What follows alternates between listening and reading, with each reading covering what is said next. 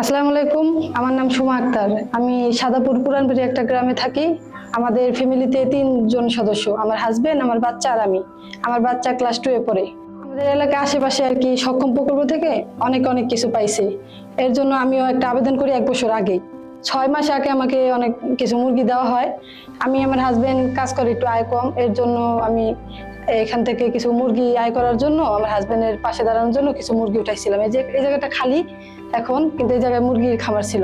আর্থিক ক্ষেত্রে আমি একটু অসুবিধা আছি, টাকা পয়সার একটু সমস্যা, এর জন্য আমি মুরগিগুলো আর কি বিক্রি করে দিই। এখন খালি, কিন্তু কিছুদিন পরে আমি আবার এই মুরগিগুলো উঠাবো। আপনারা সবাই আমার জন্য দোয়া করবেন যাতে আমি আবার মুরগি উঠায় লাভবান হতে পারি। আসসালামু আলাইকুম।